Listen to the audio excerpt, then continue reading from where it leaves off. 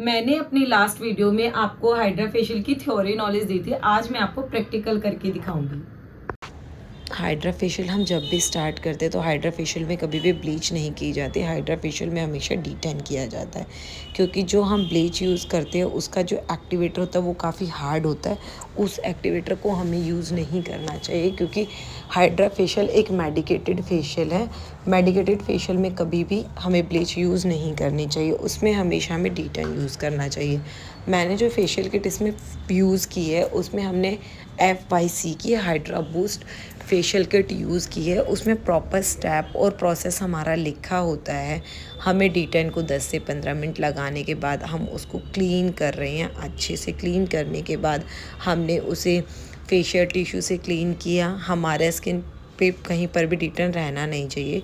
डी10 को क्लीन करने के बाद हाइड्रा फेशियल में काफ़ी टाइप्स के अलग अलग सीरम्स होते हैं, जैसे 3 बॉटल्स उसमें हमें जब भी हम हाइड्रा मशीन परचेज़ करते हैं तो हमें उसमें साथ में मिलती है, जिसमें अलग अलग टाइप के अकॉर्डिंग सिरम्स होते हैं। मेरे पास कोरियन सिरम्स भी है, जो मैं एडवांस जब भी हम हाइड्रा फेशियल्स करते हैं उनमें यूज़ करते हैं। इसमें हमारे पास 3 सिरम्स होते हैं, जो एक एंटी एजिंग के लिए यूज़ होता है, एक एक्ने स्किन के लिए होता है और एक वाइटनिंग स्किन के लिए होता है। तो जब भी हम इस सिरम को यूज़ करेंगे तो इसमें हमें डिपेंड करता है क्वांटिटी हमें कितनी डालनी चाहिए। वो हमारा डिपेंड करता है कि हम एक फेशियल करने जा रहे हैं या हमें 2-3 फेशियल्स के लिए अपना सिरम यूज़ कर रहे हैं, फिर भी उसमें कम से कम 4 से 5 ड्रॉप सिरम की होनी चाहिए। क्योंकि ड्रॉप में सम टाइम क्या होता है, सिरम्स नहीं भी आता तो हम डायरेक्ट भी अपने अंदाजे से, बट अगर आप बिगनर्स हैं तो आपको हमेशा ड्रॉप का ही यूज़ करना चाहिए। ड्रॉप से ही आप देखिए कि कैसे सिरम्स निकलता है। जैसे मेरे यहाँ पे निकालने में थोड़ी दिक्कत हो रही थी, फिर हमने उसको निकाल लिया। अब उसको हम शेक कर रहे हैं ताकि उसमें मेरा कोरियन सिरम और जो हमारा वाटर था, RO वाटर, कभी भी हमें हाइड्रा मशीन में RO वाटर ही यूज़ करना चाहिए, हमें वैसे वाटर्स यूज़ नहीं करने चाहिए। वो करने के बाद हमें उसमें मशीन में अपने सेट कर लेना चाहिए। सेट करने के बाद अब देखो, मैंने आपको बताया हम जैसे hydra boost facial kit use कर रहे हैं। अब इसके अंदर जितने भी स्टेप है मैं आपको दिखा रही हूँ, इसमें कम से कम 9-10 स्टेप है, तो वो हमने सीक्वेंस से लगा लिए ताकि हमें काम करने में ईजी हो। सबसे पहले इसमें आता है हमारा फेस क्लेंज़र। अब दोबारा से हमने वैसे पहले भी फेशियल से पहले भी क्लेंज़र यूज़ कर लिया था, हम एक बार फिर भी डीप क्लेंजिंग करने के लिए हम दोबारा से क्लेंज़र यूज़ कर रहे हैं, क्योंकि जब हम क्लेंज़र करके हटेंगे तो उसके बाद हम वैक्यूम लगाएंगे। तो जब हम डी10 करते हैं, डी10 के बाद हमारी स्किन थोड़ी ड्राई हो जाती है, क्योंकि डी10 हमेशा स्किन को थोड़ा ड्राई करता है। अब हमने क्लेंज़र करने के बाद हमारी स्किन सॉफ्ट हो गई है। सॉफ्ट होने के बाद अब हम उसमें थोड़ा स्क्रबिंग कर रहे हैं। स्क्रबिंग करेंगे, स्क्रब करने के बाद हम उसमें देखेंगे, जैसे वैक्यूम इसीलिए यूज़ किया जाता है ताकि हमारे जो वाइट हेड्स ब्लैक हेड्स है वो प्रॉपर निकल जाए। हमारे किसी के ओपन पोर्स होते हैं तो उसमें जो एक्सेस ऑयल होता है वो निकल जाए। अब मेरी स्किन क्लेंज़र करने के बाद थोड़ी हाइड्रेट थी तो ड्राई नहीं थी, वो हमने करने के बाद पूरा वैक्यूम किया। वैक्यूम करने के बाद अब हम उस पर थोड़े से और एक बार स्क्रबिंग कर रहे हैं, बहुत हल्की करेंगे, इसको हमें बहुत टाइम नहीं देना होता, क्योंकि मैं इसके बाद फिर टोनर अपनी स्किन पर लगाऊंगी। ये बहुत ही लाइट हैंड से करनी चाहिए हमें, स्क्रबिंग हमें ज़्यादा नहीं करनी चाहिए, क्योंकि पहला काम हमारा वैक्यूम कर चुकी है। सिर्फ हम स्क्रबिंग इसलिए कर रहे हैं कि हमें थोड़ा सा जो भी अगर कहीं हमारा कुछ रह गया हो वो निकल जाए। उसके बाद मैंने अपनी स्किन पे पूरे पे टोनर लगाया है। मैंने आज हाइड्रा फेशियल का डेमो स्पेशली अपने स्किन पे लिया, क्योंकि मैं कभी भी जब भी कराती हूँ तो मैं हाइड्रा फेशियल ही यूज़ कराती हूँ। उसके बाद मैंने अपनी स्किन पर जेल लगवाया है। जेल के साथ हमारा हमारा स्क्रबर टूल होता है, दूसरा जो हमारा सेकंड होता है। अब हम इसको बहुत ही टेम्परेचर सेट करके स्टार्ट करेंगे। इसको हम करते हैं जब भी हमारी ऊपर लेयर पर जो भी वाइट हेड्स ब्लैक हेड्स थोड़े बहुत भी कहीं पर थे तो वो अब प्रॉपर निकल जाएंगे। हमारी स्किन की जो ऊपर की लेयर की डस्ट थी वो बहुत अच्छे से निकल जाएगी।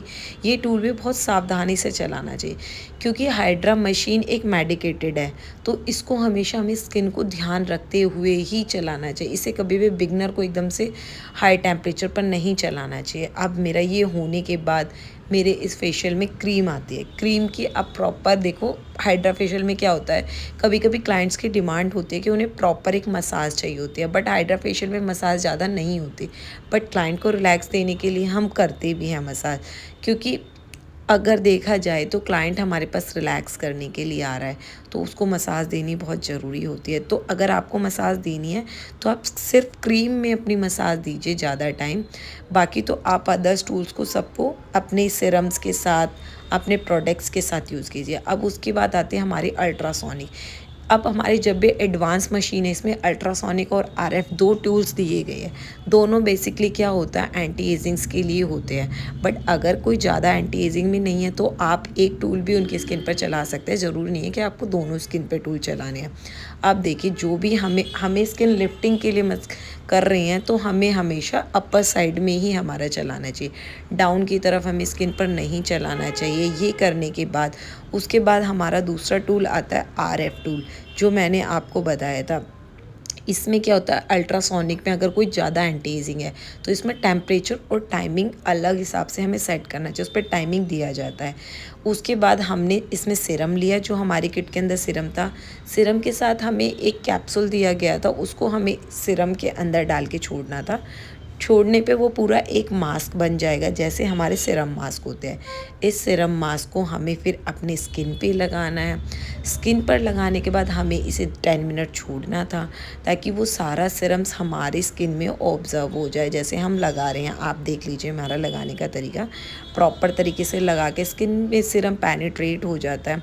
अब इसको और ज़्यादा हमारे स्किन पे उसके रिजल्ट्स मिले, उसके लिए जब हम उसके बाद हमारा टूल आएगा आरएफ टूल। हम आरएफ टूल को यूज़ करेंगे, जो भी इस शीट के अंदर मास्क के अंदर हमारा सीरम होगा वो हम स्किन पे ही दोबारा लगा लेंगे। अब हमें आरएफ टूल भी जो यूज़ करना है वो ऊपरी साइड में, इस सीरम को हमें कभी भी क्लीन नहीं करना होता, ये हमें स्किन पे ही रहने देना होता है। देखो यहाँ पे जो भी हम सेट कर रहे हैं मेरी स्किन टाइप के अकॉर्डिंग ही कर रहे हैं। स्किन टाइप के अकॉर्डिंग करने के बाद अब देखिए हम इसको अपर लिफ्टिंग की तरफ चला रहे हैं। हमें स्किन में ऊपर की तरफ ही चलाना है। मैं बार बार इस बात को बता रही हूँ क्योंकि यही मेन पॉइंट्स होते हैं जो हमारे स्किन की लिफ्टिंग करते हैं। तो अब ये टूल हम यूज़ करेंगे प्रॉपर सावधानी के साथ। उसके बाद हमारा नेक्स्ट टूल आएगा under I tool. Under I tool जो यूज़ किया जाता है बेसिकली डार्क सर्कल और जिनको पफीनेस बहुत ज़्यादा होती है, ये उनके लिए करते हैं। तो अब देखिए ये अंडर आई टूल हम आइज़ के पास एरिया, नोज़ के कॉर्नर्स एरिया, सारी जगह पे करेंगे। ये थोड़ा हीट करता है एंड वाइब्रेट करता है। तो हमेशा हम जब भी कभी भी क्लाइंट पे स्टार्ट करें तो हमें क्लाइंट से पूछ लेना चाहिए कि मैम आपको हीट ज़्यादा तो नहीं लग रही है, क्योंकि इससे स्किन रेड भी हो जाती है। जैसे आप देखेंगे मेरे चिक्स एरिया के पास स्किन थोड़ी रेड हो रही है, क्योंकि मेरी स्किन भी बहुत सेंसिटिव है। तो उसी के अकॉर्डिंग जब हम ये वाला टूल यूज़ कर लेते हैं उसके बाद आएगा हमारा cold hammer tool. Cold hammer अगर मुझे लगा कि मेरी स्किन पे ज़्यादा है तो मैं तब अब भी कर सकती हूँ, बीच में भी यूज़ कर सकती हूँ। बट अभी मुझे लगा कि मैं एक अपना लास्ट टूल भी और नहीं कर रही। पहले मैंने थोड़ा सा अपनी स्किन को नॉर्मल करने के लिए कोल्ड हैमर चलाया, जिससे कोल्ड हैमर के बाद ये हमारी स्किन को काफ़ी हीट नहीं देता, सॉरी, ये हमारे स्किन को काफ़ी ज़्यादा ठंडक देता है, जिससे जो भी हमारी रेडनेस होती है वो पूरी क्लियर हो जाती है। क्लाइंट को काफ़ी रिलैक्स मिलता है और क्लाइंट को काफ़ी अच्छा फील होता है। इसको करने के बाद हमारा लास्ट टूल आता है जॉ लाइन टूल।